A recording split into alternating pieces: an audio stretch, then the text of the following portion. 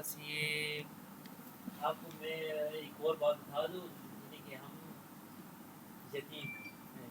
اچھا جی ابو کی ڈیتھ ہوئی. اچھا وہ سی وی میں لکھا ہوا جی آپ تو لکھا ہوا سی وی میں لکھا ہوا جی میں سمجھ گیا تمہارے اس کو پلٹ پلٹ کی بات کرنی پڑتی ہے نا وہی نا وہ طریقہ آپ کو لیکن میں اب چاہتا نہیں کہ بہت ہو گیا. میں نے کبھی بھی سائٹنگ کو خدا کی قسم نہیں بولا, منسٹر کو نہیں بولا کہ مرضی کرو میرے بھائی کو نماز نہیں, میں نے تمہاری گردن کو جیسے تم آئے نا صاحب سے ملنا ادھر آ یہ کام کرے گا اندر جائے گا نہیں. بسم اللہ الرحمن الرحیم. السلام علیکم, کیسے ہیں آپ لوگ؟ وعلیکم السلام جی سر, ٹھیک ہے آپ ہیں؟ جی اللہ کا شکر ہے, ٹھیک ٹھاک بالکل. اچھا, سو گریٹ ڈپریشن کے حوالے سے ہم پڑھ رہے تھے اور اس میں ہم نے پڑھا تھا کہ کس طریقے سے کیا کازز تھے, کیا امپیکٹس تھے گریٹ ڈپریشن کے یو ایس کے اوپر. اور ابھی اس لیکچر میں ہم پڑھتے ہیں کہ گورنمنٹ نے اس کو کس طریقے سے ہینڈل کیا, کس طریقے سے رسپانس دیا اس سارے کرائسس کو ریزالو کرنے کے لیے, جس کی وجہ سے کافی زیادہ ایک اسٹیگنیشن ہو گئی تھی, پوری اکانومی ایک it ground to hard in a sense, اور کافی زیادہ لوگوں کو اس کی وجہ سے پریشانی ہو رہی تھی. سو اس میں ایک تو جو جب یہ گریٹ ڈپریشن سٹارٹ ہوا تھا تو اس وقت جو گورنمنٹ تھی وہ پریزیڈنٹ ہربرٹ ہوور کی تھی, اور انہوں نے کافی زیادہ کوشش تو اپنی طرف سے جتنی وہ کر سکتے تھے کی, لیکن ان کے لیے ایک انتہائی سڈن ایک یہ ایونٹ تھا, اور اس میں ان کے پاس کوئی خاص اس کو ہینڈل کرنے کے لیے کوئی خاص میکینزم یا کوئی فریم ورک ان کے پاس نہیں تھا. انہوں نے کوشش یہی کی کہ جس طرح سے چیزیں چل رہی ہیں اسی طرح سے چلنے دیا جائے اور گورنمنٹ انٹروینشن نہ کی جائے, کیونکہ ایک کیپٹلزم کا ایک سسٹم وہاں پہ آلریڈی چل رہا تھا. لیسے فیئر کیپٹلزم کو آلریڈی گورنمنٹ نے ریگولیٹ کر دیا ہوا تھا پروگریسو ایرا کے اندر. تو اس ٹائم پہ آ کے پریزیڈنٹ کی یہ کوشش تھی کہ زیادہ ریگولیشن نہ کی جائے, زیادہ گورنمنٹ کی انٹروینشن نہ کی جائے. انہوں نے کوشش کی کہ ایک والنٹیرلی لوگوں کو ایک طرف سے لے کے آیا جائے, بزنسز کو اور انڈیویجولس کو ان کا اعتماد بحال کرنے کی کوشش کی جائے, اور یعنی انہوں نے ریلائی کیا مارکیٹس کے اوپر, انڈیویجولس کے اوپر اور بزنس انسٹیڈ آف ایڈمنسٹریشن یا ان کی گورنمنٹ. اور اس کے ساتھ ساتھ انہوں نے ریلیف پروگرامز بھی کوئی خاص نہیں دیے, اور بجٹ کو بھی بہت زیادہ کچھ گورنمنٹ کی ایک طرح سے اسپینڈنگ کو انکریز کرنے کی کوشش نہیں کی. جب انفلیشن اور جب یعنی ان امپلائمنٹ کے ایشوز ہوتے ہیں تو گورنمنٹ اسپینڈنگ اپنی بڑھا کے تو ان امپلائمنٹ کو کم کرتی ہے, تاکہ پروجیکٹس نئے نئے اسٹارٹ ہوتے ہیں ڈفرینٹ یعنی مارکیٹ کے اندر پیسہ آتا ہے, گورنمنٹ انویسٹ کرتی ہے تو ان امپلائمنٹ کم ہوتی ہے. لیکن پریزیڈنٹ ہربرٹ ہوور نے اس طرح کے کوئی خاص اقدامات نہیں لیے, جس کی وجہ سے پھر ان کے اوپر اعتماد لوگوں کا کافی کم ہو گیا. اور اس کے بعد جب الیکشنز ہوئے تو 1932 کے اندر فرینکلن ڈی روزویلٹ الیکٹ ہوئے, اور انہوں نے پھر آگے کافی زیادہ ایک انٹرونشنسٹ پالیسیز اپنائی, جو اس سے پہلے یو ایس کی ہسٹری میں کبھی اس طریقے سے انٹرونشنز نہیں کی گئی تھی گورنمنٹ کی طرف سے. یہ بہت ہی ایک یعنی ہائی لیول پہ اور بہت ہی ایکسٹینسو انٹرونشنز تھی, اور انہوں نے ایک 100 ڈے پروگرام دیا تھا, فرسٹ 100 ڈیز پروگرام. اس کو کافی زیادہ کاپی بھی کیا جاتا ہے, کافی پولیٹیشینز یا ڈفرینٹ ملکوں کے اندر جب وہ گورنمنٹ میں آتے ہیں تو 100 ڈیز پروگرام دینے کی کوشش کرتے ہیں. تو یہ بیسیکلی فرینکلن ڈی روزویلٹ کا پروگرام تھا. فرسٹ 100 ڈیز میں انہوں نے کہا تھا کہ میں چیزوں کو ریزالو کروں گا, اور اس میں انہوں نے باقی اس چیز کو بہت زیادہ ایک ایکشن دکھایا بھی صحیح, تاکہ کچھ اعتماد بحال ہو سکے. اس میں کافی زیادہ لیجسلیشنز کی گئیں اور کافی ایک پروگرام سٹارٹ کیے گئے, جس کی وجہ سے پھر آگے جا کے کافی زیادہ فائدہ ہوا تھا. اس میں کیا کیا چیزیں تھیں, ایک الفابیٹ ایجنسیز کے نام سے ایک انیشیٹو کہا جاتا ہے. اس میں ان کی جو ایبریویشنز تھی آرگنائزیشنز کی, اس کی وجہ سے یہ کافی زیادہ مشہور ہوئی تھی. اس میں CCC, WPA, PWA, SSA, یہ 4 میجر آرگنائزیشنز تھیں. اس کے علاوہ بھی تھیں سویلین کنزرویٹو کور انہوں نے بنایا, جس کے ساتھ امپلائمنٹ دینے کی کوشش کی گئی. اور ڈفرینٹ پروجیکٹس اسٹارٹ کیے گئے, کنسٹرکشن کے پروجیکٹس, اس کے علاوہ انڈسٹری کے پروجیکٹس گورنمنٹ کی طرف سے اسٹارٹ کیے گئے تاکہ لوگوں کو روزگار دیا جا سکے. اس کے ساتھ اسی طرح سے ورکس پروگرس ایڈمنسٹریشن بھی اسٹارٹ کی گئی. اس میں پبلک ورکس پروجیکٹ اسٹارٹ کیے گئے, یعنی گورنمنٹ کی اسپینڈنگ کے حوالے سے کافی زیادہ پروگرامس اسٹارٹ کیے گئے. اس کے ساتھ ہی ملتی جلتی ہی پبلک ورکس ایڈمنسٹریشن بھی تھی, اور اس کا مقصد تھا لارج اسکیل انفراسٹرکچر کو ڈیولپ کرنا. اسی میں جو ہے وہ گولڈن گیٹ برج اور ایک ہوور ڈیم ہے شاید, یا گریٹ کولی ڈیم ہے, وہ بھی اس کے ساتھ ہی اسی کے انڈر بنایا گیا تھا. تو یعنی آپ ڈیمز اور اس طرح کے برجز اور اس طرح کے بڑے بڑے منصوبے اسٹارٹ کیے گئے تاکہ زیادہ سے زیادہ امپلائمنٹ دی جا سکے اور ایک مارکیٹ کے اندر پیسہ انجیکٹ کیا جا سکے, جس کی وجہ سے لوگوں کو روزگار ملے اور ایک اکنامک ایکٹیویٹی دوبارہ سے بحال ہو سکے. ساتھ ہی ساتھ انہوں نے ان ایجنسی, اب یہ ایجنسیز ڈائریکٹلی انوالو تھیں, یعنی یہ وہ کام تھے جو یو ایس اے کی ہسٹری میں اس سے پہلے کبھی نہیں کیے تھے کسی بھی گورنمنٹ نے. ساتھ ہی اس میں بینکنگ ریفارمز کی گئیں, اور 1933 کے اندر بینکنگ ایکٹ لایا گیا, جس کا بیسک مقصد یہ تھا کہ ایک انشورنس کارپوریشن بنائی جائے جس کے ذریعے سے پھر اگر کوئی فیلئر ہوتا ہے کسی بینکنگ سیکٹر کے اندر, کوئی ایک بینک فیل ہوتا ہے, تو ایف ڈی آئی سی اس کو پھر ٹیک اوور کرے اور اس کو انشور کرے تاکہ جو انویسٹرز کے پیسے ہیں وہ ڈوبے نہیں. تو اس سے ایک بینکنگ سیکٹر کے اوپر کافی زیادہ اعتماد بحال ہوا کہ لوگوں کو یہ اندازہ ہوا کہ ٹھیک ہے, ایک بینک اگر فیل ہوتا ہے تو گورنمنٹ ہمارے پاس اس کو انشور کر رہی ہے, اور ہمارے پیسے اگر وہاں پہ پڑے ہوں گے تو وہ ایک چین ریئیکشن اگر سٹارٹ ہوتا بھی ہے, اوبیسلی ایک چین ریئیکشن سٹارٹ کرنے سے پہلے یہ کہ آپ نے ایف ٹی آئی سی بنا دی تاکہ اس طرح کا کوئی امپیکٹ نہ پڑے, لیکن اگر ہوتا بھی ہے تو لوگوں کو یہ پتہ چلا کہ گورنمنٹ ہماری ایک بیک کرے گی ہمیں, اور ہمارے پیسہ اگر ڈوبتا ہے تو وہ بھی ہمیں ایک واپس مل سکتا ہے. پھر ساتھ ہی لیبر ریفارمز اور سوشل سیکورٹی ایکٹس کے اوپر کام کیا گیا تاکہ جو لوگ بے روزگار ہیں اور جن کو بالکل بھی امپلائمنٹ نہیں دی جا سکتی, ان کو ایٹ لیسٹ کچھ ایسے انسینٹیوز دیے جا سکیں, کچھ ان کو ایسے یعنی پیمنٹ دی جا سکیں پر منتھ کے حساب سے یا ویکلی, کہ وہ اپنا ایٹ لیسٹ اپنا گزارا وہ کر سکیں. اس میں ان امپلائمنٹ انشورنس پروگرامز تھے, اور پھر کچھ جو فیملیز تھی ان کو بھی ایڈ دی گئی, اور ساتھ ہی کچھ ریٹائرمنٹ بینیفٹس بھی دیے گئے سوشل سیکورٹی ایکٹ 1935 کے ذریعے. اور پھر ساتھ ہی نیشنل لیبر ریلیشنز ایکٹ بھی آیا, جس کو ویگنر ایکٹ بھی کہتے ہیں, اور اس میں ورکرز کے رائٹس کو پروٹیکٹ کرنے کے لیے کافی زیادہ اصلاحات کی گئیں. ان اصلاحات کا مقصد یہ تھا کہ اگر کوئی فیکٹری نہیں اس طریقے سے عمل کر رہی, اور جو ڈپریشن کے ٹائم پہ خاص طور پہ کاسٹ کٹنگ میں کمپنیز اس طرح کی چیزیں کرنے کی کوشش اگر کرتی ہیں, تو گورنمنٹ نے انشور کیا کہ ورکرز کے رائٹس کو پروٹیکٹ کیا جا سکے. پھر ریلیف پروگرامز خاص طور پہ فیرا کے نام سے سٹارٹ کیا گیا, ایک فیڈرل ایمرجنسی ریلیف ایڈمنسٹریشن. اس کا مقصد یہ تھا کہ ایک تو ڈائریکٹلی امپلائمنٹ پرووائڈ کی جا سکے, اور اگر امپلائمنٹ نہیں پرووائڈ کی جا سکتی تو پھر فائنینشیل اسسٹنس دی جا سکے ان امپلائڈ لوگوں کو. جو سویلین کنزرویٹو کور کا ہم نے پڑھا, اس کا بھی مقصد امپلائمنٹ دینا تھا, لیکن فیرا کے اندر دونوں چیزیں تھیں کہ اگر امپلائمنٹ دی جا سکتی ہے تو ویل اینڈ گڈ, اگر نہیں دی جا سکتی پھر کچھ فائنینشیل اسسٹنس دی جائے. اس کے بعد ریکوری پروگرامز سٹارٹ کیے گئے, اور اس میں ہم نے جو الفابیٹ آرگنائزیشنز پڑھی, اب اس کو آپ یہ دیکھ لیں کہ آپ نے پیچھے پڑھا تھا الفابیٹ آرگنائزیشنز کا, اور اب ہم ان کو ایک طرح سے کیٹیگرائز کر رہے ہیں کہ ایک جو ہماری آرگنائزیشن ہے وہ ریلیف پروگرامز کے انڈر آ جاتی ہے, جو کہ سی سی سی ہے اور ساتھ ہی فیرا ہے. اس کے بعد ریکوری پروگرامز کی جب بات کی جاتی ہے تو پی ڈبلیو اے آ جاتی ہے اور ڈبلیو پی اے آ جاتی ہے, جس میں ایک طرح سے اکنامک ریکوری کے لیے گورنمنٹ نے انسینٹیوز دیے. اب پچھلی جو ہماری گورنمنٹ تھی اس میں ایک انسینٹیو دیا گیا تھا پاکستان کے اندر ٹیکس کی چھوٹ کا, کہ جن لوگوں کے پاس پیسہ ہے وہ کنسٹرکشن کے اندر اگر انویسٹ کریں گے تو ان کو ٹیکس کی چھوٹ ملے گی. تو یہ اس طرح کا ایک انسینٹیوز دیے گئے لوگوں کو کہ وہ اپنا پیسہ انویسٹ کر سکیں, اور ساتھ ہی گورنمنٹ بھی اس کو پیسہ اپنا انویسٹ کرے گی. جب گورنمنٹ پروجیکٹ سٹارٹ کرتی ہے تو پھر اس کی وجہ سے ایک اعتماد بحال ہوتا ہے, اور انویسٹرز بھی پھر اس کے ساتھ ساتھ اپنے پروجیکٹس کو لانچ کرنے کے ساتھ کوشش کرتے ہیں. اس کے بعد پھر بینکنگ اور فائنینشیل ریفارمز کے حوالے سے ہم نے پڑھا, فیڈرل ڈپازٹ انشورنس آ گیا. ایگریکلچرل اسسٹنس, یہ بھی ایک الفابیٹ آرگنائزیشن کے اندر ہی آپ اس کو کہہ سکتے ہیں. ٹرپل اے ایگریکلچرل ایڈجسٹمنٹ ایکٹ لایا گیا, اس میں جو ایگریکلچرل پرائسز تھی ان کو اسٹیبلائز کرنے کی کوشش کی گئی.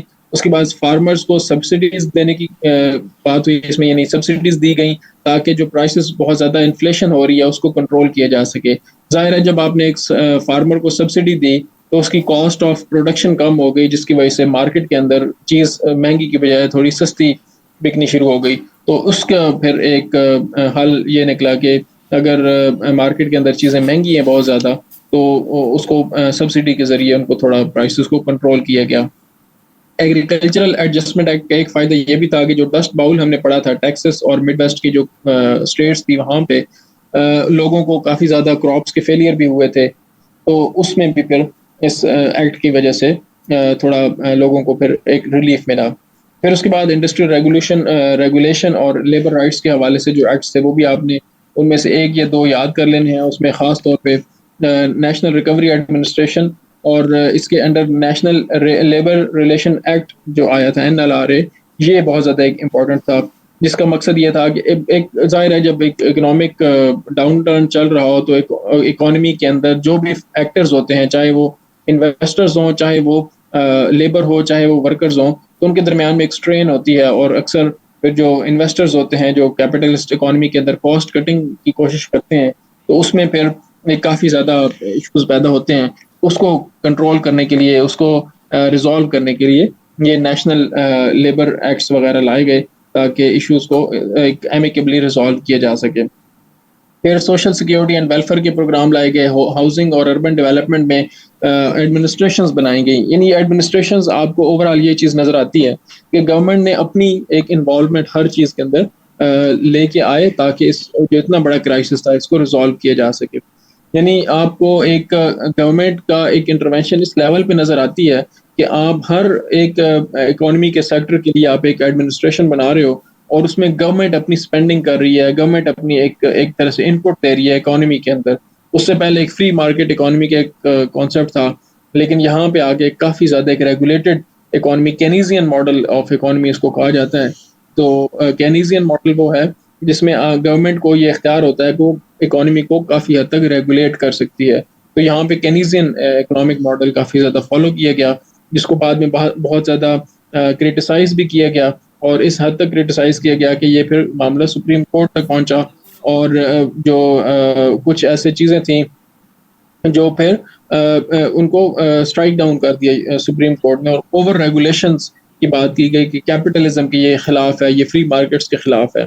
پبلک سپورٹ ضرور حاصل ہوئی تھی فرینکلن ڈی روزویلٹ کو, جو بھی امپلائمنٹ کے ایشوز انہوں نے سالو کیے تھے, انفلیشن کو کنٹرول کرنے کی کوشش کی تھی. لیکن ظاہر ہے کہ آپ نے بیلنس کریٹ کرنا ہوتا ہے, ایک طرف پبلک سپورٹ ہے, دوسری طرف انویسٹرز سپورٹ ہے. ایک بزنسز جو بگ بزنسز خاص طور پہ ہوتے ہیں وہ کی سینٹیمنٹ کے حوالے سے نہیں چلتے ہوتے, وہ پروفٹ لاس کی بیس پہ چلتے ہوتے ہیں. تو جب آپ نے لوگوں کی بھلائی کے لیے, لوگوں کو ایک طرح سے ریلیف دینے کے لیے اتنے زیادہ پروگرامز کیے, تو بگ بزنسز نے پھر اس میں کافی زیادہ ایک اس پہ اعتراض اٹھایا کہ یہ اوور ریگولیٹری ہے, یہ کیپٹلزم کے فری مارکیٹ کے اصولوں کے خلاف ہے. تو جب معاملہ سپریم کورٹ کے اندر پہنچا تو وہاں پہ پھر نیو ڈیل کے کچھ ایسے پروگرامز تھے جو سپریم کورٹ نے ان کو انڈر کانسٹیٹیوشنل, یعنی کانسٹیٹیوشنل ایکسٹرا کانسٹیٹیوشنل آپ اس کو کہہ سکتے ہیں, کہ ان کو ریجیکٹ کر دیا گیا, اور ان پروگرامز کو پھر کچھ موڈیفائی کیا گیا, اور سیکنڈ نیو ڈیل اس کی وجہ سے پھر FDR ایڈمنسٹریشن نے دی تھی. اس کے بعد اس کا جو ایک امپیکٹ یہ بھی تھا, یعنی نیو ڈیل کے حوالے سے ہم خاص طور پہ بات کر رہے ہیں کہ پولیٹیکل الائنمنٹس کافی زیادہ شفٹ ہوئیں. ڈیموکریٹک پارٹی کی طرف لوگوں نے کافی زیادہ ایک جھکاؤ کا اظہار کیا. اس کی وجہ یہ تھی, اگین اب آپ کو ڈیموکریٹک پارٹی کا میں نے آپ کو بتایا تھا کہ ایک ٹائم تھا جب ڈیموکریٹک پارٹی پرو سلیوری ہوا کرتی تھی. جب سول وار ہوئی تھی تو ڈیموکریٹک پارٹی نے پرو سلیوری کیمپین کی تھی, اور جو ریپبلکن پارٹی تھی وہ اینٹی سلیوری تھی. یعنی ڈیموکریٹک پارٹی سلیوری کو قائم رکھنا چاہتی تھی.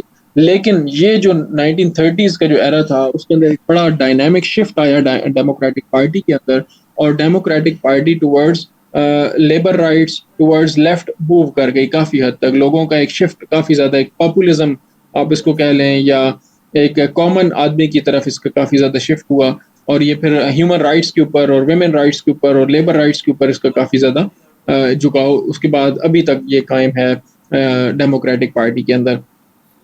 سو اس الائنمنٹ کی ایک وجہ وہ سوشل ویلفیئر کے پروگرامز ہیں جو ایف ڈی آر ایڈمنسٹریشن نے اسٹارٹ کیے تھے اور وہ ڈیموکریٹک پارٹی کے تھے. سو اس سوشل جو پروگرامز تھے ان کی وجہ سے پھر عام لوگوں کا ووٹرز کا جھکاؤ ڈیموکریٹک پارٹی کی طرف ہو گیا.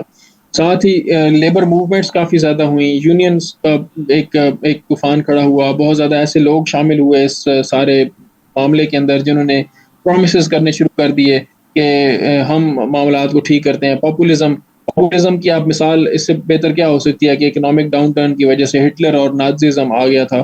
تو پاپولزم ظاہر ہے یو ایس کے اندر بھی ایک کافی اس طرح کی پرومسز کرنے والے لوگ آئے تھے جنہوں نے کہا کہ ہم معاملات کو بالکل ٹھیک کر دیں گے اور ہمارے پاس ایک طرح سے ہر قسم کا ایک پینسیا ہے, ایک سلور بلیٹ ہے ہمارے پاس کہ جو پرابلمز ہیں ہم ان کو ریزالو کر دیں گے. تو یہ پاپولزم اور پرومسز کے اوپر بیسڈ ایک پالیٹکس کا بہت زیادہ اس دور کے اندر آغاز ہوا تھا. اس کے ساتھ اب جیسے جیسے آپ یو ایس ہسٹری کو پڑھ رہے ہیں, ہر ایونٹ کے بعد آپ کو ایک چیز نظر آتی ہے کہ جو فیڈرل گورنمنٹ ہے اس کی پاور کافی انہینس ہوئی ہے, اور یہ شروع سے لے کے ابھی تک یہی ٹرینڈ چل رہا ہے. آپ نے دیکھا کہ جو شروع کے اندر ایک کانسٹیٹیوشن جب اڈاپٹ کیا گیا وار آف انڈیپینڈنس کے بعد, ایک جو اسٹیٹس تھیں انہوں نے پہلے تو یعنی ایک کوشش کی تھی کہ فیڈریشن کو اس طریقے سے مضبوط نہ ہونے دیا جائے, لیکن ایک فیڈریشن قائم ہو گئی کانسٹیٹیوشن کے اوپر. اس کے بعد پھر جب آہستہ آہستہ ہمیں میکسیکن وار اور اس کے بعد اینیکسیشنز اور ڈفرینٹ اینڈریو جیکسن کی گورنمنٹ, یہ چیزیں نظر آتی ہیں, تو فیڈریشن مضبوط ہوئی. پھر سول وار کے بعد فیڈریشن مضبوط ہوئی. پھر اس کے بعد پروگریسو ایرا کے بعد گورنمنٹ یعنی فیڈرل گورنمنٹ بہت زیادہ مضبوط ہوئی. اور اس کے بعد یہ جو گریٹ ڈپریشن تھی اس کے بعد بھی فیڈرل گورنمنٹ کا رول اور فیڈریشن اوور آل کافی زیادہ مضبوط ہو گئی تھی. پھر میں نے آپ کو بتایا کہ ایک اوور آل گلوبل لیول پہ یہ ایک کرائسس کھڑا ہوا تھا جس کی وجہ سے ایک ٹوٹیلیٹیرین ریجیمز, ٹوٹیلیٹیرینزم ہوتا ہے جس میں آپ ہر چیز میں گورنمنٹ اپنی انٹروینشن کرتی ہے, ہر چیز کو گورنمنٹ کنٹرول کرتی ہے, یعنی ایجوکیشن کو بھی, میڈیا کو بھی, اکانومی کو بھی, مارکیٹس کو بھی, اس کے علاوہ سوشل لائف کو بھی, کلچر کو بھی, ہر چیز کو ٹوٹیلیٹیرین ریجیمز کے اندر گورنمنٹ کنٹرول کر رہی ہوتی ہے. تو جب یہ گریٹ ڈپریشن کا معاملہ آیا تو گورنمنٹ نے فل کنٹرول جب اسرٹ کیا اپنا ایک ہر چیز کے اوپر, تو پھر آہستہ آہستہ وہ سرایت کر گیا ڈفرینٹ ایریاز کے اندر, اور یورپ کے اندر خاص طور پہ ٹوٹیلیٹیرین ریجیمز بہت زیادہ ایک ایکٹیو بھی ہوئی اور انہوں نے کافی زیادہ اپنا رول اس کے بعد پلے کیا. اس کے بعد ایک ڈبیٹ ہے کہ گریٹ ڈپریشن جو تھی اس کا کتنا ہے ایک رول تھا ورلڈ وار 2 کے اندر, یعنی کتنا ایک آپ اس کو بلیم کریں گے گریٹ ڈپریشن کو کہ اس کی وجہ سے ورلڈ وار 2 ہوئی تھی. تو آپ یہ تو نہیں کہہ سکتے کہ صرف گریٹ ڈپریشن ہی اس کی ریزن تھی. ورلڈ وار 1 اٹسیلف ایک بہت بڑی ریزن تھی ورلڈ وار 2 کی, لیکن گریٹ ڈپریشن کا بہرحال کافی زیادہ ایک رول ضرور تھا اس سارے معاملے کے اندر. گورنمنٹ اور آرمی کنٹرول کرتی ہے ٹوٹیلیٹیرین میں. ضروری نہیں ہے کہ گورنمنٹ ہوتی تو گورنمنٹ ہی ہے, لیکن ضروری نہیں کہ آرمی ہو سکتا ہے آرمی کنٹرول کر رہی ہو سکتا ہے چھوٹی سی پولیٹیکل ایلیٹ کنٹرول کر رہی ہو سکتا ہے کوئی ایک لیڈر اوور آل کنٹرول کر رہا ہو. یعنی ہٹلر کی اگر آپ بات کرتے ہیں تو وہ ایک لیڈر پورا اس کے ارد گرد پوری نازی پارٹی تھی اور وہ ایس ایس انہوں نے بنائے ہوئے تھے اور آرمی بھی اس کے اندر شامل تھی اور اوور آل اس کا کنٹرول تھا. لیکن اگر آپ رشیا کی بات کرتے ہیں تو وہاں پہ ٹوٹیلیٹیرینزم ڈفرینٹ تھا, وہاں پہ کمیونسٹ پارٹی کا کنٹرول زیادہ تھا. تو ہو سکتا ہے پولیٹیکل ایلیٹ ٹوٹیلیٹیرین لے کے آئیں, ہو سکتا ہے کوئی ایک لیڈر ٹوٹیلیٹیرینزم لے کے آئے, تو یہ ڈیپینڈ کرتا ہے. ٹوٹیلیٹیرینزم ایک آئیڈیا ہے کہ ہر چیز کو گورنمنٹ نے کنٹرول کرنا ہے. اب وہ گورنمنٹ آرمی کی ہو تو آرمی کنٹرول کر رہی ہوگی, اگر پولیٹیکل گورنمنٹ ہے تو پولیٹیکل کنٹرول کر رہی ہوگی, اگر سنگل لیڈر ہے تو سنگل کنٹرول کر رہا ہوگا. اچھا, اب جو اگر آپ اکنامک امپیکٹ کے حوالے سے بات کرتے ہیں کہ گریٹ ڈپریشن کو اگر آپ اس کو کاز کے طور پہ دیکھیں ورلڈ وار 2 کی, تو اس میں آپ نے پھر دیکھنا ہے اس کو ایک طرح سے پروو کرنا ہے کہ اگر آپ اس کو کاز کے طور پہ لے رہے ہیں اور آپ کہہ رہے ہیں کہ یہ گریٹ ڈپریشن ایک بہت بڑا کاز تھا یا میجر کاز تھا, تو پھر آپ اکنامک حوالے سے سارے اپنے آرگومنٹس دیں گے. وہ کون کون سے آرگومنٹس ہو سکتے ہیں, اور اس میں پھر آپ یہ بھی بتائیں گے کہ دیر از اندر side to the story as well, صرف اکنامک ایشوز ہی نہیں تھے, there were political issues as well, there were other World War I structural issues, یہ ساری چیزیں آپ ایکسپلین کر سکتے ہیں. بٹ یو ایس ہسٹری کے پرسپیکٹو سے آپ اس کو زیادہ ڈیٹیل میں نہیں دیکھیں گے ہم, اکنامک امپیکٹ آبویسلی تھا، ان امپلائمنٹ کی وجہ سے پاپولزم کا بہت زیادہ رائز ہوا، اور ٹوٹیلیٹیرین رجیمز نے پھر آئیڈیا دینا شروع کر دیا. اور یہ ظاہر ہے ٹوٹیلیٹیرین رجیمز پاورفل ہوتی ہیں تو گورنمنٹ کو پاورفل دیکھ کے لوگ سمجھتے ہیں کہ یہ ہمارے مسائل کو حل کر دیں گے. ڈیموکریسیز فیل ہوئی، جرمنی کے اندر ڈیموکریسی فیل ہوئی، وائمر ریپبلک، اور اٹلی کے اندر بھی ڈیموکریسی فیل ہوئی. اسی طرح یورپ کے اندر جب ڈیموکریسی فیل ہوئی تو پھر لوگوں نے ٹوٹیلیٹیرین رجیمز کی طرف دیکھنا شروع کر دیا کہ وہ ایک اسٹرانگ ایک ہولڈ کے ساتھ ہی ہمارے مسائل حل کریں گے. پاکستان کے اندر بھی ریسنٹلی آپ نے ایک ٹرینڈ دیکھا ہوگا کہ ایک اسٹرانگ ہینڈ کے ذریعے سے کچھ کرنسی اسٹیبلائزیشن ہوئی ہے. تو لوگ سمجھتے ہیں پھر کہ جی اگر ایک اسٹرینتھ ہوگی تو یعنی ایک گورنمنٹ اگر اسٹرانگ ہوگی تو یہ اس طرح کی چیزیں نہیں ہوں گی. یہ آئیڈیاز ویک ہوتے ہیں بیسیکلی، اس طرح سے کام نہیں چلتا ہوتا. ایک آپ نے کریک ڈاؤن سے اکانمیز نہیں ترقی کرتی ہوتی، اکانمی کو چلانے کے لیے اس میں بہت ساری چیزیں چاہیے ہوتی ہیں. تو بہرحال لوگ پھر بھی یہ سمجھتے ہیں کہ شاید اگر اسٹرانگ گورنمنٹ ہوگی تو معاملات حل ہو جائیں گے.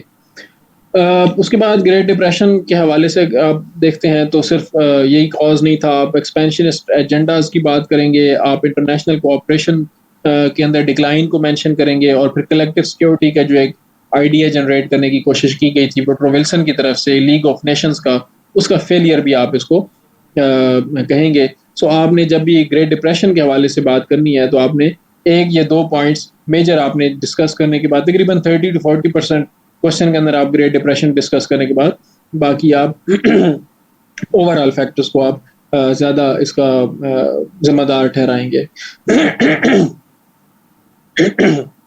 سو گریٹ ڈپریشن کے حوالے سے جو کوشچنز عام طور پہ آتے ہیں وہ اس کے کازز امپیکٹس کے حوالے سے آ سکتے ہیں. اس کے بعد پھر اس میں نیو ڈیل اور سیکنڈ نیو ڈیل کے حوالے سے کوشچنز آ سکتے ہیں. فرینکلن ڈی روزویلٹ کے حوالے سے ان کا رول آ سکتا ہے ایز اے پریزیڈنٹ کے ڈپریشن کو ریزالو کرنے کے لیے انہوں نے کیا کیا تھا. اور ایف ڈی آر کا role as a leader in world war 2 بھی آ سکتا ہے، لیکن بہت زیادہ اس میں ڈیٹیلز اتنی نہیں ہے کہ اس پہ پورا کوشچن بنے. بٹ یہ ہے کہ ڈپریشن کے حوالے سے اکثر کوشچن آ جاتا ہوتا ہے. اب ورلڈ وار 2 کو ہم بریفلی دیکھ لیتے ہیں، بہت زیادہ ڈیٹیل اس میں ہم نہیں جائیں گے کیونکہ یہ یو ایس سے زیادہ ایک گلوبل کانفلکٹ تھا، اور یو ایس اس میں 1942 میں انٹر ہوا تھا. اس سے پہلے 1939 سے 1942 تک یو ایس نے اگین وہی پالیسی رکھی تھی آئسولیشنزم کی جو پہلے یو ایس نے اپنائی رکھی تھی ورلڈ وار 1 کے ٹائم پہ. لیکن پھر وہ ایک ٹائم پہ آ کے امریکن جو گورنمنٹ تھی ان کے لیے مجبوری بن گئی وار کے اندر انٹر ہونا. ادروائز وہ ایک اٹیک جو پرل ہاربر کا تھا اس کے بعد پھر کوئی آپشنز نہیں رہ گئی تھی یو ایس کے پاس. اس سے پہلے کچھ ایسے واقعات ضرور تھے جن کو آپ بلیم کر سکتے ہیں کہ یو ایس کی یعنی اس کی ایک جو ریزن تھی جاپانیز اٹیک کی. سو اس میں آپ کیا کریں گے کہ ایک تو ورلڈ وار 1 کے بعد جو حالات تھے، اکنامک ڈیواسٹیشن تھی، گریٹ ڈپریشن تھی، ایک اگریسو ٹوٹیلیٹیرین رجیمز، یہ جو پیچھے ہم چیزیں پڑھ چکے ہیں، یہ آپ ایک وار کی کازز کے طور پہ آپ ڈسکس کریں گے. پھر اس کے بعد یو ایس کی اگر آپ بات کرتے ہیں تو پرل ہاربر وہ اٹیک تھا جس میں پھر یو ایس نے جنگ کے اندر شمولیت اختیار کی. اب یہ جو پرل ہاربر کا اٹیک تھا اس سے پہلے یو ایس نے بلاکیڈ کر دیا تھا جاپان کا، تو یعنی جو آئل کی جو سپلائی تھی وہ یو ایس نے بند کر دی تھی جاپان کو. تو اس کی وجہ سے پھر جاپان کو یہ خطرہ تھا کہ ایک تو ہماری فیول کی جو ضرورتیں ہیں وہ پوری نہیں ہو سکیں گی، ساتھ ہی ساتھ پھر جاپان نے یہ پلان بنایا جاپانیز گورنمنٹ نے کہ وہ انڈونیشیا کے اندر جو سپلائی لائن ہے آئل کی وہاں پہ جو اسٹوریج ہے اس کو اٹیک کریں اور وہاں سے فیول حاصل کریں. لیکن اس سے پہلے یہ ضروری تھا کہ یو ایس کی جو بیسز تھیں خاص طور پہ ہوائی میں پرل ہاربر کے مقام پہ اس کو اتنا ایک نقصان پہنچایا جا سکے تاکہ یو ایس انٹروین نہ کر سکے. تو یہ ایک پری ایمپٹیو آپ اس کو اسٹرائک کہہ سکتے ہیں. 7 دسمبر 1941 میں ایک کامیکازی پائلٹس تھے جاپان کے جن کا مشن سوئسائڈل مشن تھا. بیسیکلی انہوں نے جاپان سے فلائی کیا اور ہوائی تک جب وہ فلائی کر کے تو وہ واپس نہیں آ سکتے تھے وہاں سے. تو انہوں نے پرل ہاربر کو اٹیک کیا اور جس کے نتیجے میں پھر یو ایس نے جاپان کے اوپر وار ڈکلیئر کیا. اور یہاں سے پھر ایک ٹوٹلی ایک ڈفرینٹ ہسٹری سٹارٹ ہوتی ہے. یہ جو پرل ہاربر ہے آپ اس کو ایک ٹرننگ پوائنٹ کہہ سکتے ہیں ورلڈ ہسٹری کا، صرف یو ایس ہسٹری نہیں ورلڈ ہسٹری کا، کہ یہاں سے پھر یو ایس کی آہستہ آہستہ پھر کولڈ وار اور یو ایس ہیجمنی اور یو ایس نے جو یورپ کے اندر سارا انفلوئنس کیا، جاپان کو پورا ری شیپ کر دیا، پیسیفک کے اندر اپنی ہیجمنی قائم کی. سو یہ ایک بالکل آپ 7 دسمبر 1941 کو آپ بالکل ایک ٹرننگ پوائنٹ کے طور پہ دیکھ سکتے ہیں، خاص طور پہ یو ایس ہسٹری اور جنرلی گلوبل ہسٹری کے حوالے سے بھی. سو پھر اس کے بعد اوبیسلی جب جنگ کے اندر شمولیت اختیار ہو گئی تو پوری کی پوری نیشن نے اس کے اندر جنگ کے اندر شمولیت اختیار کی، اور جو فیکٹریز تھیں گاڑیاں بنانے کی ان کو ایروپلین بنانے کی فیکٹریز میں کنورٹ کر دی گیا، ٹینکس بنانے کی فیکٹریز، جو بھی ہارڈ ویئر بنانے کی فیکٹریز تھی جو کنورٹ ہو سکتی تھی ان کو جنگ کے سامان بنانے کی فیکٹریز میں کنورٹ کر دیا گیا.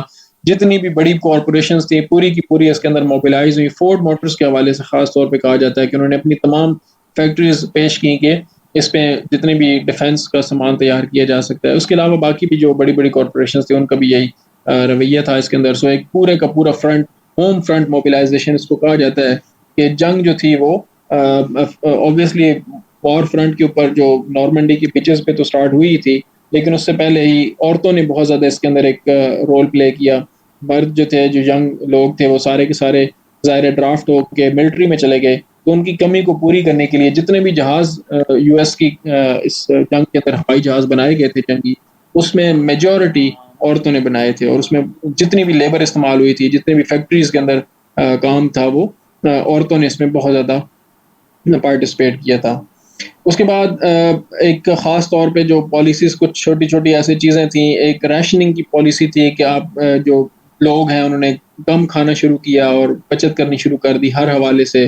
پھر ایک وار بانڈس جاری کیے گئے کہ گورنمنٹ نے کہا کہ آپ یہ خریدیں تاکہ گورنمنٹ کے پاس پیسہ آ سکے، تو لوگوں نے بڑی تعداد میں وہ خریدے. اس کے بعد پھر سیلف سفیشینسی کی ایک ڈرائیو سٹارٹ ہوئی. وکٹری گارڈنز اس کو کہا جاتا تھا کہ ہر بندہ اپنی ضرورت کی چیزیں خود اگائے، وہ مرغیاں خود پالے، وہ سبزیاں خود اگائے، تاکہ کم سے کم آپ کو ریلائی کرنا پڑے ایک تو دوسری سورسز سے، اور زیادہ سے زیادہ جو بھی پیسہ ہے اس سے بچت کی جا سکے، اور وہ پیسہ زیادہ سے زیادہ گورنمنٹ کو لگایا جا سکے تاکہ جو وار ہے اس کی ایفرٹ میں زیادہ سے زیادہ سپورٹ کی جا سکے. تو یہ آپ اس کو ایک پیٹریوٹک زیل کے طور پہ دیکھ سکتے ہیں کہ U S nation was fully mobilised. Obviously اس کے اندر کمپلیکسٹیز ہوتی ہیں، تو ہم تو سمپلسٹک نیریٹیوز کی بات کر رہے ہیں کہ جی بڑی جرت اور بہادری، جس طرح ہم اپنی جنگوں کے حوالے سے بات کرتے ہیں کہ پوری قوم نے جرت اور بہادری کی مثالیں قائم کر دی.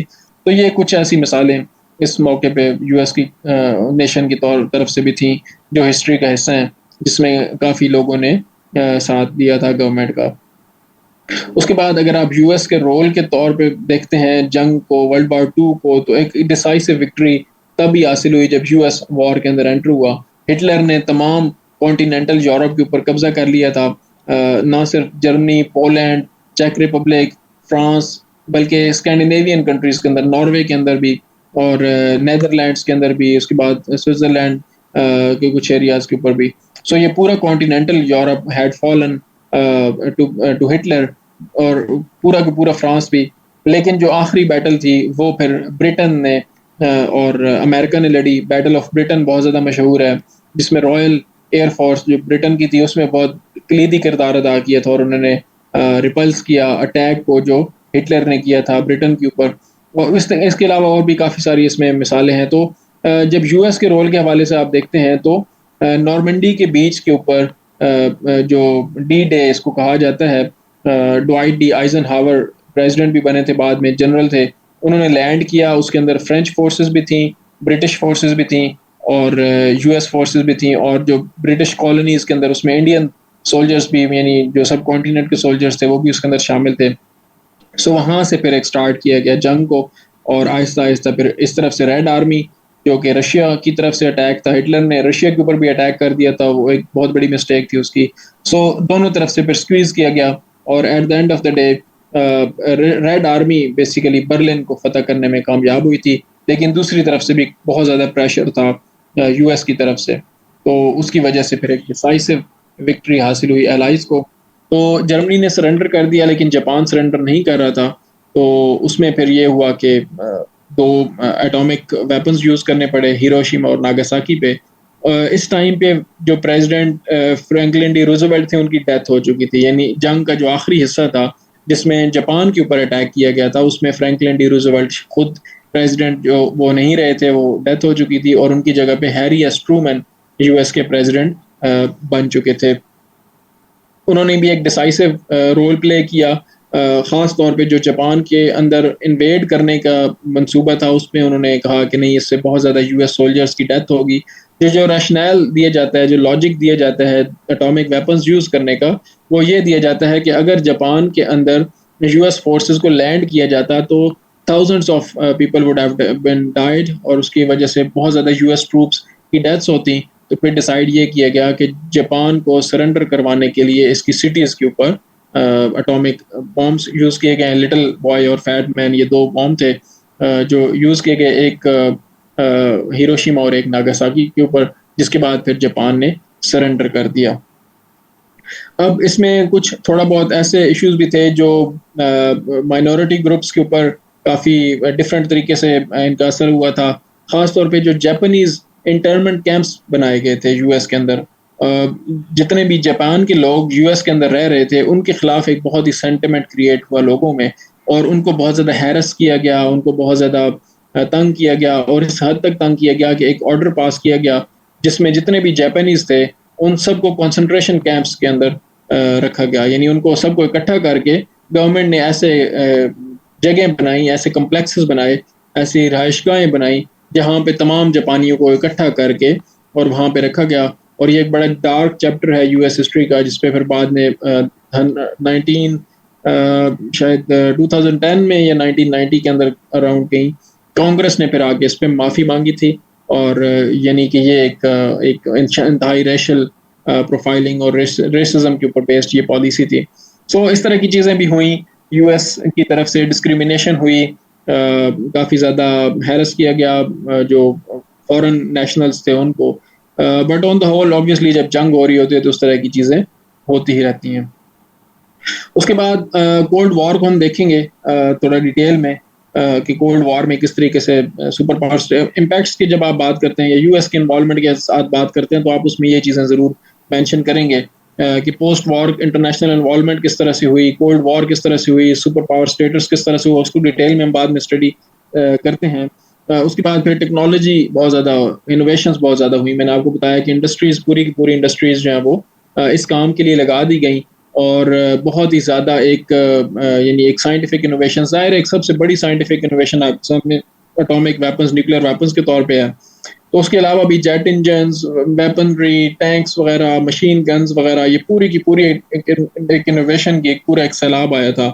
اور اس کا ایک امپیکٹ یہ بھی تھا کہ ڈپریشن کا جو لیفٹ اوورز تھے وہ بھی ختم ہو گئے. یعنی جو اکنامک سلو ٹرنز تھے، وہ وار اکانومی جب سٹارٹ ہوئی تو ہر کسی نے اس کے اندر حصہ ڈالنا شروع کر دیا.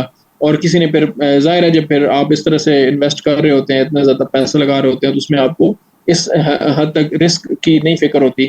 تو جب اتنی زیادہ اسپینڈنگ ہوئی تو ڈپریشن کے جو لیفٹ اوورز تھے وہ بھی ختم ہو گئے. کانگریس نے کس چیز کی معافی مانگی؟ کانگریس نے معافی مانگی تھی جاپانیز انٹرنمنٹ کیمپس کی. جاپانیز، میں نے آپ کو بتایا کہ جو جاپان کے لوگ امریکہ کے اندر اس وقت رہ رہے تھے ورلڈ وار 2 کے دور میں، ان کو اکٹھا کر کے کچھ خاص ان کے لیے رہائش گاہیں بنا گئی. سسپیشن بہت زیادہ تھی نا کہ جاپانیز جو ہیں وہ ہمارے ساتھ لائل نہیں ہوں گے، وہ اپنی جاپان کے ساتھ لائل ہوں گے، تو وہ ہماری جاسوسی کریں گے یا ہمارے خلاف لڑائی کریں گے یا جو بھی کریں گے بہرحال. تو ان سب جاپانیز کو زیادہ سے زیادہ لوگوں کو اکٹھا کر کے تو کچھ خاص کیمپس بنائے گئے جہاں پہ ان کو اکٹھا رکھا گیا تھا تاکہ جنگ کے دوران وہ کچھ ایکٹیویٹی نہ کر سکیں. تو یہ ایک ریسزم کے اوپر بیسڈ پالیسی تھی جس کے اوپر پھر کانگریس نے بعد میں معافی مانگی تھی کہ یہ ایک ہماری پالیسی امریکہ کی ایز اے نیشن غلط تھی. اچھا، اس کے بعد وار پروپیگینڈا بہت ایک طرف تو نازی پروپیگینڈا تھا جو بہت ہی زور و شور سے جاری تھا. گیبلز اس کا ایک نام تھا جو بہت ہی زیادہ پروپیگینڈا میں بہت مشہور تھا. تو دوسری طرف انہوں نے بھی پھر اپنا پروپیگینڈا فل ٹائم جاری رکھا. یو ایس اور برٹن نے بہت زیادہ پروپیگینڈا کیا، میڈیا کو بڑا استعمال کیا گیا. اور یعنی وار کی یو ایس کی انوالومنٹ، اس کے یو ایس ویسے بھی یونائٹڈ اسٹیٹس کے جو لوگ ہیں، یو ایس کے جو لوگ ہیں، وہ ہر چیز کو بڑھا چڑھا کر بیان کرنے میں اور ان چیزوں میں تو بہت ہی زیادہ ماہر ہیں. ہالی ووڈ کی آپ مثال لے لیں، میوزک ان کا ہر چیز وہ ایک ایگزیجریشن میں تو ان کا کوئی مقابلہ نہیں ہے. تو پروپیگینڈا کے اندر بھی انہوں نے ایک بڑی ایک کریٹ کی کہ جی دیکھیں ہماری وکٹری اور وہ ساری چیزیں جو ہیں وہ ختم ہو رہی ہیں اور ایک دنیا ختم ہونے کے لیے ایک سسٹم چل رہا ہے. تو اس سلسلے میں جو ہے انہوں نے کافی زیادہ پروپیگینڈا بھی کیا. ثاقب جو میکارتھیزم ہے وہ بعد کی بات ہے. میکارتھیزم بیسیکلی کمیونزم کے خلاف تھا اور یہ 1950s کا تھا. سینیٹر جوزف میکارتھی تھے جنہوں نے اس کو زیادہ پاپولرائز کیا تھا. ورلڈ وار 2 کے زمانے میں میکارتھیزم کو آپ ریلیٹ نہیں کر سکتے کیونکہ یہ بعد کی بات ہے. کمیونزم کے حوالے سے یہ چیز آ جاتی. اچھا, اس میں فرینکلن ڈی روزویلٹ کا رول اور لیڈرشپ کیا تھی. ایک تو ایک فرینکلن ڈی روزویلٹ وہ واحد پریزیڈنٹ تھے یو ایس کے جنہوں نے 4 ٹرمز لی. اس کے علاوہ کوئی اور پریزیڈنٹ ایسے نہیں رہے جنہوں نے 2 سے زیادہ ٹرمز یو ایس کی لی ہو. تو یہ اس دور کے حالات اس طریقے سے تھے کہ ان کو یہ 4 ٹرمز لینے دی گئیں. جو ان کی مخالف پارٹیز تھی انہوں نے بھی پھر اس پہ کوئی نہیں کیا. لیکن یہ بھی ایک چیز ضرور تھی کہ اس وقت یہ چیز لاء کا حصہ نہیں تھی. ایف ڈی آر کے بعد پھر یہ لاء کا حصہ بنا دی گئی کہ کوئی بھی پریزیڈنٹ 2 سے زیادہ ٹرمز کنزیکٹیو نہیں لے سکتا. یعنی تیسری ٹرم کے لیے ایک پریزیڈنٹ الیکٹ نہیں ہو سکتا, صرف 2 ٹرمز ہی ایک پریزیڈنٹ لے سکتا ہے. تو ایف ڈی آر سے پہلے یہ چیز قانون کا حصہ نہیں تھی, لاء کا حصہ نہیں تھی. لیکن بہرحال اس سے پہلے جو ایک پریزیڈنٹ ضرور تھا کہ پریزیڈنٹس 2 سے زیادہ ٹرمز نہیں لیتے تھے. تو ایف ڈی آر کیونکہ وہ ایک ایکسٹراڈنری زمانہ تھا, پہلے ڈپریشن اور اس کے بعد وار, تو اس میں پھر انہوں نے 4 ٹرمز لی تھیں اور اینڈ پہ پھر ان کی ڈیتھ ہو گئی تھی.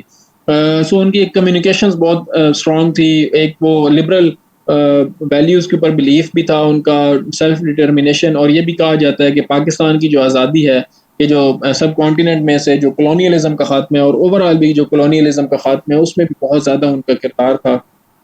اور وہ اقوام متحدہ کو بنانے میں, یونائٹڈ نیشنز, یہ بھی اس میں بہت زیادہ ایکٹیو رول انہوں نے پلے کیا تھا, جس کی وجہ سے ایک پوسٹ ورلڈ وار آرڈر جو ایک اسٹیبلش ہوا اس کا ایک بہت آپ سہرا جو کریڈٹ ہے وہ ایف ڈی آر کو ضرور دیں گے. اور یہ ان کی لیڈرشپ تھی جنہوں نے میجر پاورز کو خاص طور پہ وار کے درمیان میں چرچل کے ساتھ اور اسٹالن کے ساتھ انہوں نے بیٹھ کے اور ایک ہٹلر کا اور نازی جرمنی کے ساتھ ساتھ فیشسٹ اٹلی کا مقابلہ کیا. ایون دو کہ یہ جو ان کی آئیڈیالوجیز تھی بالکل ڈفرینٹ تھی چرچل کی.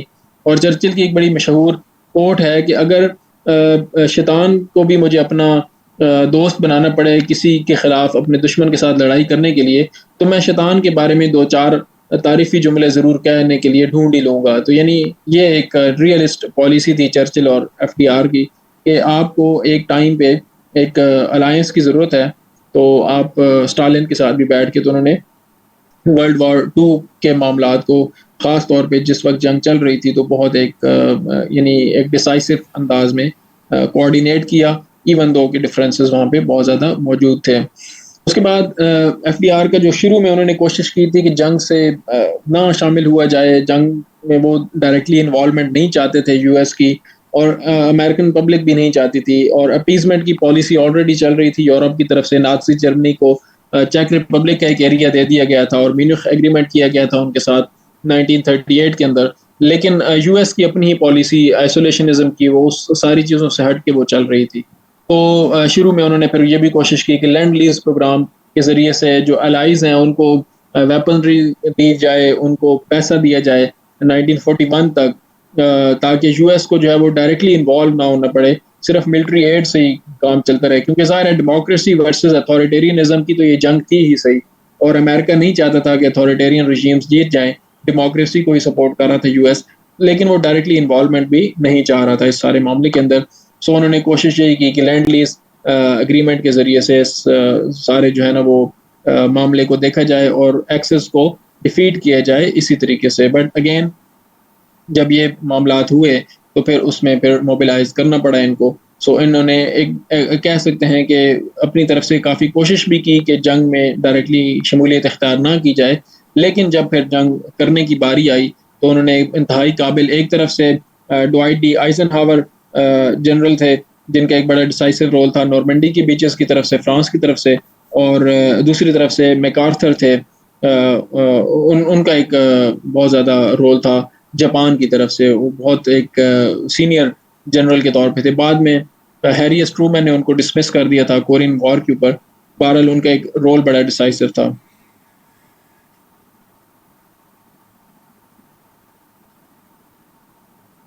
اٹلانٹک چارٹر خاص طور پہ اس میں جو ہے وہ 4 فریڈمز کی انہوں نے ایک اسپیچ بڑی مشہور ہوئی تھی, 4 فریڈمز کی انہوں نے بات کی تھی. اور انہوں نے یہ جنگ کے درمیان میں انہوں نے کہا تھا کہ جو پوسٹ ورلڈ وار 2 آرڈر ہونا چاہیے, اس کے اندر ڈیموکریسی اور ہیومن رائٹس کے اوپر فوکس ہونا چاہیے, اور freedom of speech, freedom of worship, freedom of fear اور freedom from want, freedom from fear اور وانٹ, یہ 4 فریڈمز انشور کرنے چاہیے ہمیں انسانیت کے لیے, صرف اپنے ملک کے لیے نہیں. اور خاص طور پہ ان کی جو پالیسی تھی ورلڈ وار 1 کے بعد, اگر آپ دیکھیں ووڈرو ولسن کی پالیسی اور جو الائز کی پالیسی تھی, وہ جرمنی کو ہیمیلیٹ کرنے کی پالیسی تھی, اس کو کمزور کرنے کی پالیسی تھی. لیکن یہاں پہ آ کے ایف ڈی آر نے اور امریکن ایڈمنسٹریشن نے ڈیسائیڈ کیا کہ ہم نے جرمنی کو ایک اپنے ساتھ ملانا ہے, اور جاپان کو بھی, یعنی ڈیموکریسی کو لے کے آنا ہے, بجائے اس کے کہ ہم ان کو ہیمیلیٹ کریں, ہم نے ان کو ریفارم کرنا ہے. تو یہ ایک پالیسی بڑی کامیاب ہوئی, اس کو آپ کہہ سکتے ہیں کہ ان کی ایک بڑی کامیابی تھی in terms of military prowess as well as acumen for future, کہ آپ یعنی آپ دیکھ رہے ہیں کہ فیوچر کے اندر آپ کو کیا چیز بہتر ہے. سو یہ بھی ایک ان کا بڑا ایک ڈیسائسو سا رول تھا اس کے اندر. اور ورلڈ وار 2 کے اندر ہیری ایس ٹرومین کا کیا رول تھا, اب یہ وہ چیزیں ہیں جو ہم بہت زیادہ ڈیٹیل میں نہیں دیکھیں گے, لیکن آپ کو پتہ ہونا چاہیے کیونکہ یہ کچھ ڈائمینشنز ہیں ورلڈ وار 2 کے حوالے سے. اس میں نے آپ کو جو ایف ڈی آر کا رول بتایا, یہ بھی ایک ڈائمینشن ہے ورلڈ وار 2, کیونکہ یہ امریکن پریزیڈنٹ ہے اور امریکہ کی شمولیت کے بارے میں بات ہو رہی ہے. تو آپ پھر ظاہر ہے اس کو اگر آپ نہیں پڑھتے تو سمجھے آپ ایک ڈائمینشن مس کر رہے ہیں. اس کے بعد ہیری ایس ٹرومین بھی ایک ڈائمینشن ہے, اور ان کا رول نہ صرف وار کے اینڈ کے ٹائم پہ تھا, بلکہ وار کے بعد کا ان کا رول بہت ہی امپورٹنٹ تھا. مارشل پلان وغیرہ, یا اس طرح سے جو اٹامک بینک جو یوز کرنے کا ان کا پلان تھا. سو یہ وہ چیزیں تھیں جو ایک جنگ جب ختم ہو رہی تھی اس میں پھر ہیری ایس ٹرومین پریزیڈنٹ کے طور پہ بہت ان کا ڈیسائسو رول تھا. جب یہ میں نے آپ کو بتایا تھا کہ امریکن پریزیڈنٹ کی جب ڈیتھ ہو جاتی ہے یا امپیچمنٹ ہو جاتی ہے, تو اس میں وائس پریزیڈنٹ کو پریزیڈنٹ بنا دیا جاتا ہے. تو Harry S Truman basically vice president تھے, اور جنگ کے دوران ان کا کوئی نام کہیں پہ نہیں سنا گیا, کہیں کسی پالیسی میں یہ نہیں تھے, کسی جگہ پہ بھی یہ نہیں تھے. لیکن جب جنگ ختم ہونے والی تھی اور جب ایف ڈی آر کی ڈیتھ ہو گئی, تو لوگوں کو بہت ان پہ ایک طرح سے تھا کہ شاید یہ نہ چلا پائیں گے effectively, but he proved every one wrong, اور انہیں ایک بہت زبردست طریقے کی پوسٹ وار پالیسی بنا کے یو ایس کو ایک نئی یعنی ڈائریکشن دی دنیا کے اندر. اب اس میں جب پریزیڈنٹ بنے تھے تو اس وقت ورلڈ وار 2 یورپ میں بھی ابھی چل رہی تھی, اور ساتھ میں جاپان کے ساتھ تو ابھی جنگ بڑے زور و شور پہ چل رہی تھی. سو ایک سب سے مین ڈیسیجن آبویسلی ان کا یہی تھا, نیوکلیر ویپنس کو یوز کرنا چاہیے یا نہیں کرنا چاہیے, اور انہوں نے پھر ڈیسائیڈ کیا کہ جنگ کو جلدی ختم کرنے کے لیے یہی پھر ایک راستہ ہے. اور کہا جاتا ہے کہ ان کے جو ڈیسک تھا اس کے اوپر انہوں نے ایک کوٹ لکھ کے نا تو ایک لگائی ہوئی تھی, ایک پھٹی سی ان کے ڈیسک کے اوپر موجود تھی, جس کے اوپر لکھا ہوا تھا the buck stops here. بک کہتے ہیں وہ جو آئس ہاکی کے اندر جو ایک چھوٹی وہ گول کرنے کے لیے ہوتی ہے نا, بال ٹائپ کی, بک اس کو کہتے ہیں. تو بک کا مطلب یہ ہے کہ وہ جو جس کے پاس وہ آئی ہے اب اس نے ڈیسائیڈ کرنا ہے کہ اس نے آگے گول میں پھینکنا ہے اس کو, یا وہ اس کو کسی اور کو پاس دے گا, یا کیا کرے گا. تو the buck stops here, کہ اب میری ذمہ داری ہے, میرے پاس یہ آخری فیصلہ ہے, میں نے ہی ڈیسائیڈ کرنا ہے. اور انہوں نے at the end of the day decide کیا کہ امریکہ should use nuclear weapons in Hiroshima and Nagasaki. اس کے بعد جب یہ سارے معاملات ہوتے ہیں تو جب ورلڈ وار 2 ختم ہوتی ہے تو پوسٹ ڈیم کانفرنس ہوئی, اور یہ ایک بڑا ایک ڈیسائسو کانفرنس تھی. یہ فیلئر اس کا ہوا, اس میں یو ایس ایس آر بھی تھا اور فرانس بھی تھا, اور ساتھ ساتھ برٹن اور یو ایس بھی تھا, لیکن یہ کانفرنس فیل ہوئی. اور اس فیلئر کی وجوہات ڈفرینٹ ہو سکتی ہیں, لیکن اس فیلئر کی وجہ سے پھر ایک جو ہے وہ یعنی کولڈ وار کی طرف حالات چلے گئے. اور پوسٹ ڈیم کانفرنس کے بعد ہی کافی حد تک جو ونسٹن چرچل اور پھر اس کے بعد ساتھ ساتھ ہیری ایس ٹرومین, انہوں نے دیکھ لیا تھا, یہ اندازہ لگا لیا تھا کہ اب حالات سوویت یونین کے ساتھ ہمارے اچھے نہیں چلیں گے.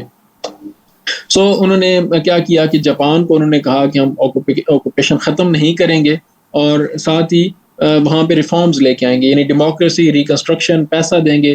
جنرل ڈگلس میکارتھر تھے جنہوں نے جاپان کو بلڈ اپ کرنا شروع کیا. یہ ٹرومین لیگیسی ہے بہت زیادہ زبردست قسم کی, ان کی ڈاکٹرین تھی کہ انہوں نے کہا کہ ہم جاپان کو بلڈ کریں گے, وہاں پہ پولیٹیکل سسٹم نئے لے کے آئیں گے, وہاں پہ اکنامک سسٹم کو ڈیولپ کریں گے. سو ایک ڈیموکریسی لے کے آئی گئی, جاپان کے اندر اور وہ ابھی تک قائم ہے. So it was a tremendous success in terms of economy, in terms of diplomacy, in terms of democracy. Japan کو ابھی بھی آپ دیکھتے ہیں تو ایک اتنی ایک طرح سے ملٹرسٹک نیشن اس وقت ایک دنیا کی اکانومی پہ راج کر رہی ہے. So it was one of the best decisions you could سے in the aftermath of World War II. اس کے بعد جو بات ہے یورپ کی تو اس میں بھی انہوں نے کہا کہ ہم اس کو بھی لیو نہیں کریں گے.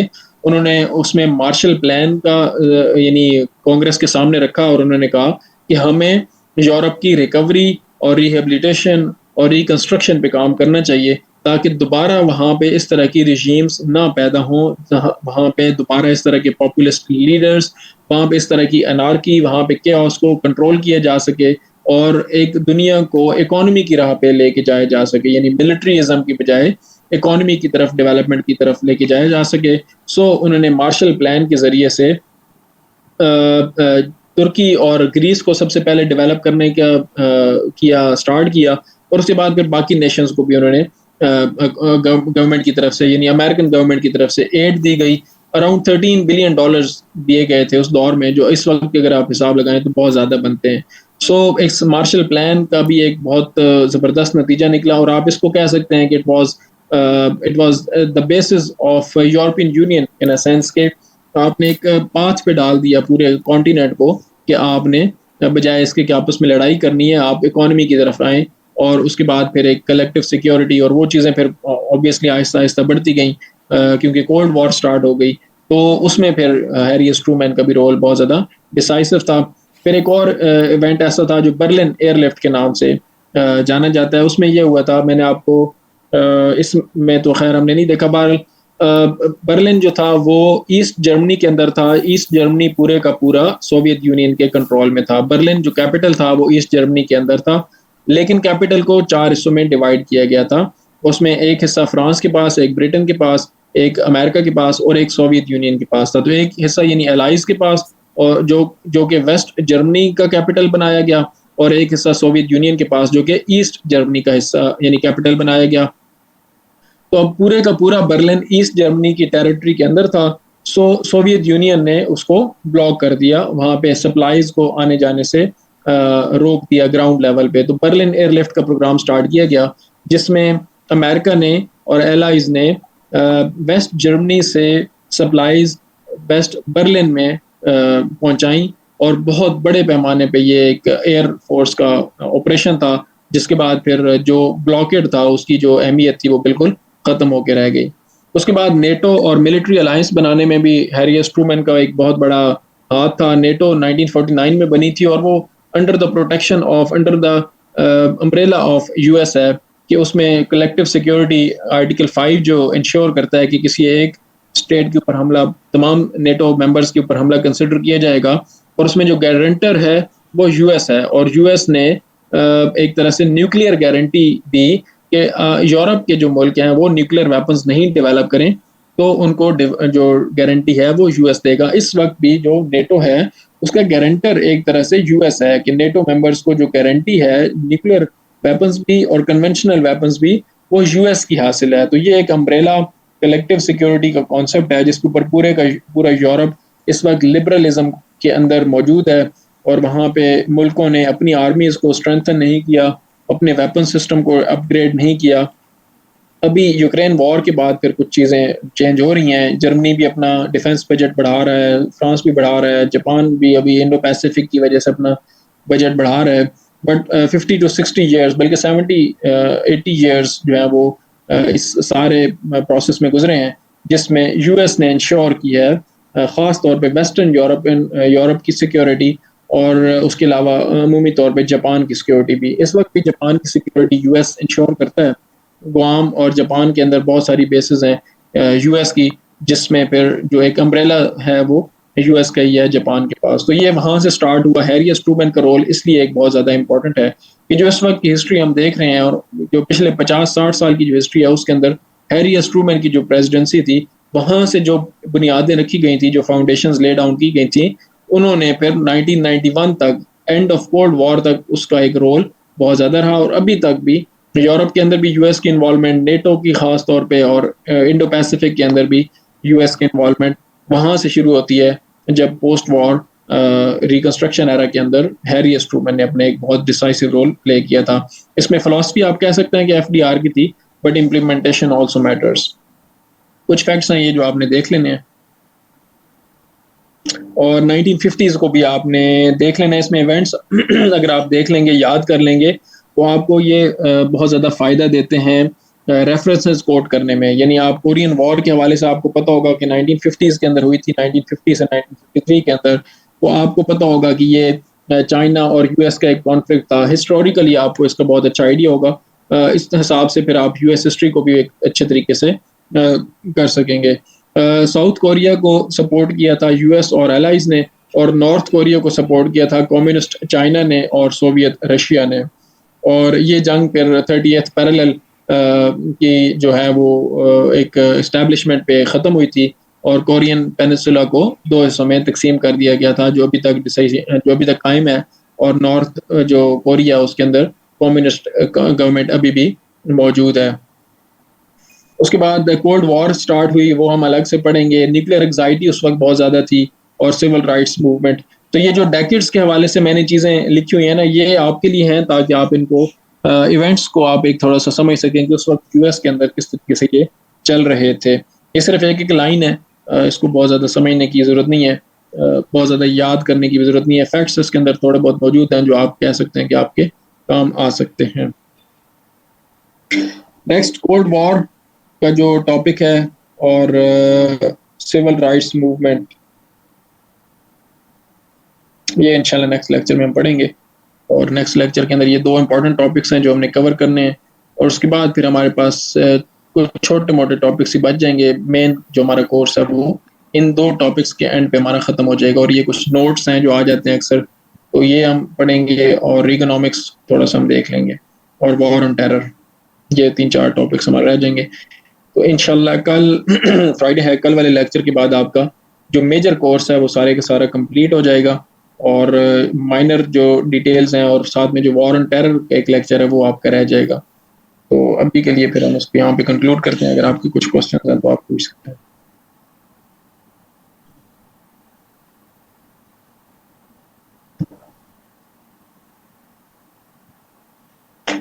یو ایس چائنا ریلیشن شپ میں آپ کو کرواؤں گا نہیں, وہ میں آپ کو ایک لیکچر میں نے دیا ہوا ہے, اس میں یو ایس چائنا ریلیشن شپ بھی میں آپ کو ایڈ کر دوں گا, اور یو ایس رشیا ریلیشن شپ اور یوکرین وار بھی, اور اس میں ریئلسٹ اور وہ پرسپیکٹیوز بھی شامل ہیں. اگر آپ کا آئی آر نہیں بھی ہے تو بھی وہ آپ کو فائدہ آئے گا.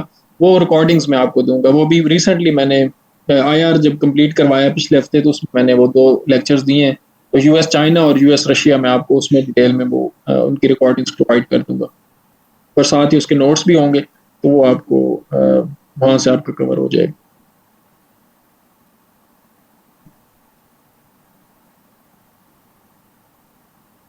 جی, اور کوئی کوشچن ہے؟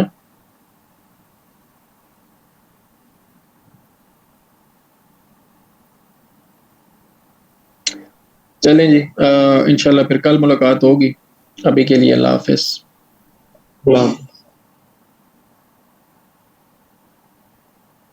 Recording stopped.